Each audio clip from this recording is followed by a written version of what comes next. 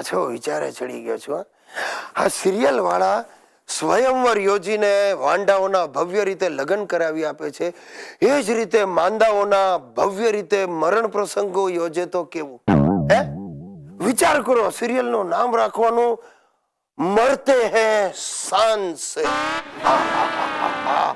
અને પેપરમાં જાહેરાત આપવાની કે મરવા માટેની અમૂલ્ય તક, ભાગ લો ભાગ લો.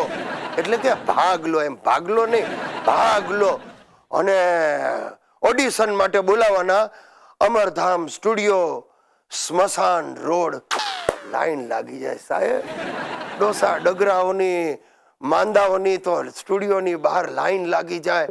2-4 જણા તો આમ ડગુ મગુ ચાલતા હોય અને સ્ટુડિયોમાં દાખલ થાય એ પહેલા જ ગુજરી જાય, ઢળી પડે. અંદર બધી ઘોંઘાટ ઘોંઘાટ થઈ જાય સ્ટુડિયોમાં, ઉધરસ ને હુંકારા ને સિસકારા. એટલે ડાયરેક્ટર બૂમ પાડે, સાયલન્સ. એ સાંભળીને 2-4 જણા પરમેનન્ટ સાયલન્સ થઈ જાય. હે, અને પછી આ ડોસા ડગરાઓમાંથી પસંદગી કરવામાં આવે. 10 જણા સિલેક્ટ થાય, કન્ટેસ્ટન્ટ મરવા માટે જેને સિલેક્ટ કરવામાં આવે. અને પછી એના પાછા રાઉન્ડ યોજાય અને એના સગાવાલા બેઠા હોય ઓડિયન્સમાં, એના પર આમ કેમેરા ફરતા હોય, એને બૂમો પાડે, સગા તાળીઓ પાડે, દાદા ગયા. તરત પાછી બીજી કોઈક ડોસી આવે એટલે બૂમ પાડે, દાદી જવાની, દાદી હમણાં મરશે.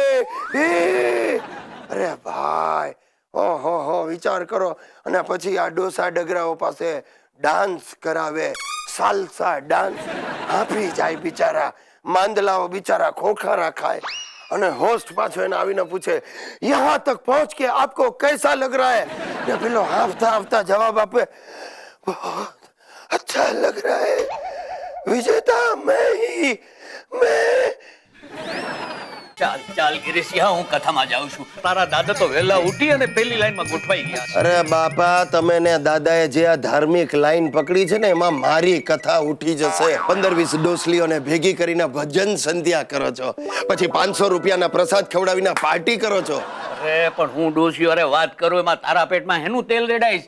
અને 500 રૂપિયા આપી અને આવા સત્સંગનો લાભ તો મળે છે. તગારાનો સત્સંગ, તમારો લે ભાગુ બાવો હિન્દી ફિલ્મના ગીતો ઉપર ભજનો ગાય ને ડોસલીઓ બધી આઈટમ નંબર કરે, અને સત્સંગ કહેવાય કે કુસંગ? અરે ચૂપ રે, અમારા સત્સંગમાં વચ્ચે તારે બોલવાની કોઈ જરૂર નથી. અરે તારા દાદા પણ સત્સંગમાં જઈને લાલ બુંદી જેવા થઈ ગયા. અરે પણ એ બુંદી ઘરે આવીને રાતના 2 વાગ્યા સુધી મારી પાસે પગ દબાવડાવે છે. અરે પણ ભગવાનનું નામ લેતા લેતા ઉપર જવા એમાં ખોટું શું છે? એવું થાય તો બહુ સારું, પણ એવું થતું નથી ને. એટલે તું ઈચ્છે છે કે અમે બંને જણા ઉકલી જઈએ, કેમ? પણ અમે અમારી શતાબ્દી ઉજવ્યા વગર અહીંથી ઉખડવાના નથી.